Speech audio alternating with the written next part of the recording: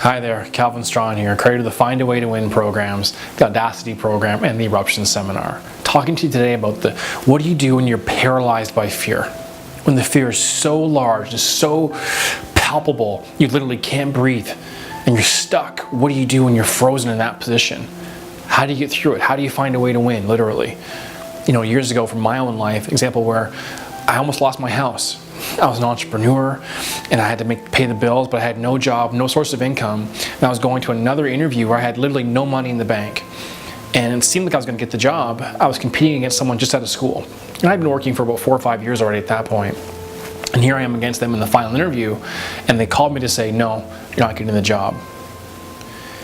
It was so real, so painful, that I literally dropped to my knees. Because I knew in that moment, in a matter of days, I was going to miss my mortgage payments and we were going to be in a real difficult position. I had no prospects, I had no contacts, no leads, nothing. I was down, I had literally no money, and I have a house to take care of, and what do? I was frozen. And the reason why I bring this up to you is because it happens to us all. Maybe it's not losing your house, maybe it's going for an interview, maybe it's you're doing IVF and you're trying to get pregnant, or maybe you're trying to put an offer on a house and you're now $200,000-$300,000 above your list price in order to stay competitive. Or it's a surgery for your aunt or your uncle and you're so terrified of the results you can hardly move. What do you do? What comes to mind for me is, remember the TV show Lost, the hit TV series Lost years ago? There was Kate and Jack in the island and what was happening. Well, in the early going of that show is a really powerful scene where Jack and Kate are on the beach, and Jack's got an injury in his back and he's a doctor, but he can't treat himself in the back. He has to have Kate do it, and she's literally cut him open and take care of the injury, and she's got no exposure with knives, let alone like what they have on the beach here, to perform this operation on him on the beach while he's conscious, and she's literally terrified. And he says to her, he says, hey, listen, Kate, you know what? When I was a resident, there was a case I was doing where I was doing a spine surgery on this patient. Everything was going fine. We're about to close up, and I cut the dural sac on the patient, literally spilling out their nerves everywhere on the floor. And he says in the scene, he's like, I was so terrified that it was just so real. I couldn't breathe, I couldn't move, I couldn't think, I couldn't focus, couldn't function. Here we are with this patient's nerves all over the floor. What do I do? And what's really powerful about the scene is he says, you know what? He goes, let the fear in for 5 seconds. Just 5 seconds. Be as afraid as you want to be for those next 5 seconds. And once that's over, we get back to work. And it's a powerful scene because from my training with neurolinguistic programming and hypnosis and solution-focused coaching, there's a similar tactic. It's called the parts model. And so what you do is you literally allow the fear to happen. Allow yourself to connect to that fear and simply notice where you feel it in your body.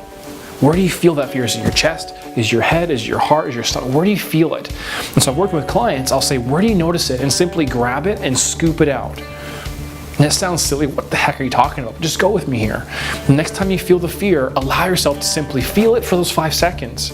But then notice where it is in your body and simply scoop it out and put it into a box. Compartmentalize, lock it away, and then focus on what would you have to do next in order to keep going. So in Jack's case from the scene, he felt the fear for 5 seconds, okay? And now back to work. What's the first thing we do? First thing we do is pick up the scalpel. Next thing we do is sponges. And you go in order of what's next for your task. In my example, I was dropped to my knees with the idea that, oh my God, I'm gonna lose my house. I have no leads, no contacts. I'm destroyed. What am I gonna do? The first thing was, get back up. Pick up the phone.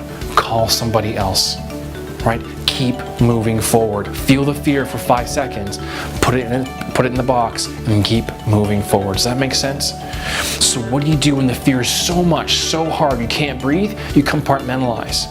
And I want to close with this. There was a study done with some Olympic athletes, and looked at Olympic athletes who are going into their competition.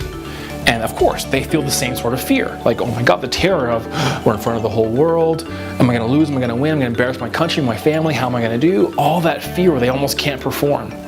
And so in this particular study, what they did was they see, okay, can we compare those who were successful and went on to win versus those who lost? And to see how are they dealing with fear? Who's experiencing more fear in the start of that race, that competition? The one who wins or the one who loses? Question for you, who do you think it was who had more fear at the start of the race? The person who won or the person who lost? Trick question. The answer was they both felt equal amounts of fear. They both were terrified. They both weren't sure what was going to happen.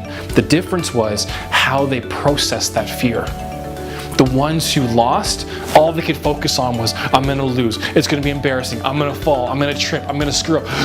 And they exasperated the fear to the point where they couldn't perform. Or those who won, what they did was, sure, they focused on the fear, but they compartmentalized.